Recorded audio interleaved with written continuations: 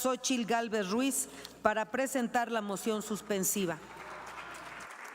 Muchas gracias. Gracias, presidenta.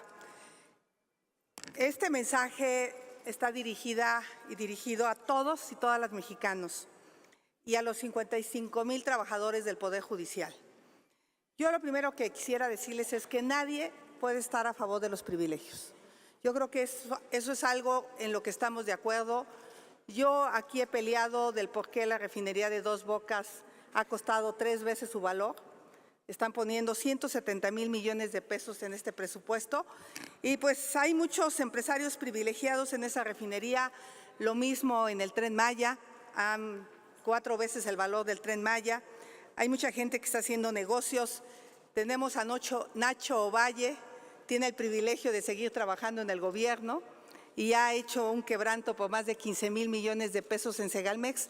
Y realmente creo que sería lo interesante poder hablar de los privilegios de la clase política corrupta de este país. Y yo lo que propongo pues, es que hablemos y hagamos una pausa en este debate. Creo que se ha denostado a los trabajadores del Poder Judicial de manera innecesaria.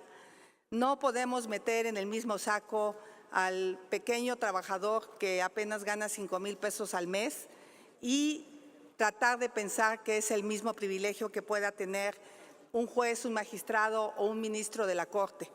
Creo que hubiera sido muy importante que el Grupo Parlamentario de Morena escuchara las historias de los trabajadores, se pusiera por un momento en sus zapatos y entonces quizá podrían tener una visión distinta a lo que aquí yo he escuchado.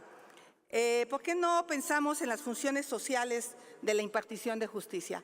Yo creo que a todos los mexicanos nos conviene tener un poder judicial sólido, un poder judicial autónomo. Qué lamentable que cuando una ministra presidenta de la Corte que no se doblegó a los intereses del Ejecutivo, entonces recibe los ataques que recibe. ¿Por qué no hablamos del rostro humano y las historias de compromiso de los trabajadores del Poder Judicial? ¿Qué hubiéramos hecho o qué hubieran hecho los papás de niños con cáncer si un juez no les hubiera otorgado un amparo para que recibieran un tratamiento?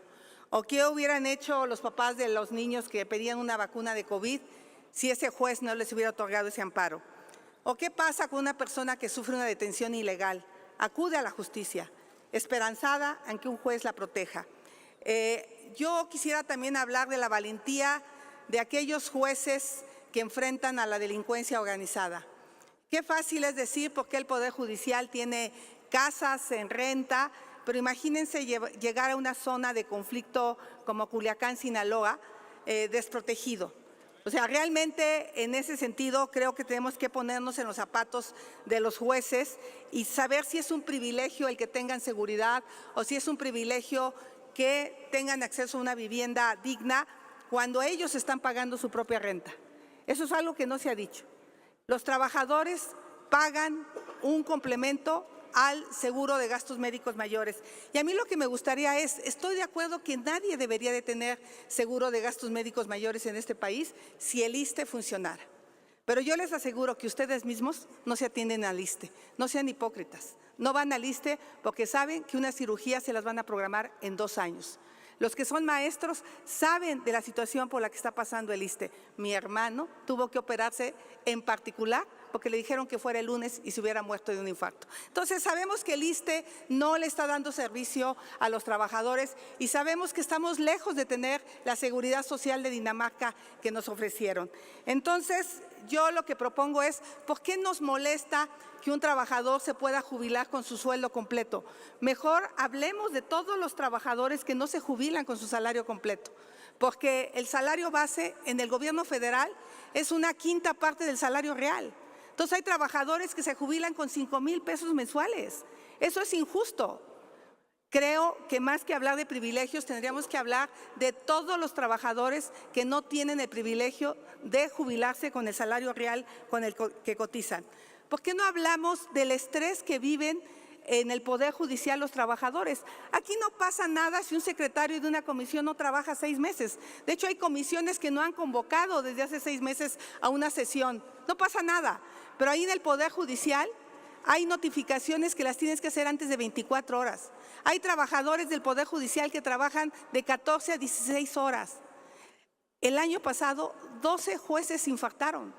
El nivel de estrés que viven los jueces es algo diferente al que vivimos nosotros.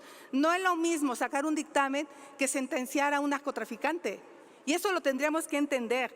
A mí me parece increíble que se quiere eliminar el fideicomiso de infraestructura cuando en México tenemos solo 2 jueces por cada 100,000 habitantes, cuando otros países tienen 60 jueces por cada 100,000 habitantes. Más que reducirle el presupuesto al Poder Judicial, tendríamos que ampliárselo. Entonces, yo quisiera pedir que podamos discutir este tema a fondo, que podamos escuchar a los trabajadores antes de tomar una decisión y no tomar una decisión con el odio en la mente. Hoy el Frente Amplio le dice a Morena y a sus aliados, tendrán la mayoría, pero no tienen la razón. Seguramente tendrán el voto, pero hace mucho tiempo que perdieron el corazón. Muchas gracias.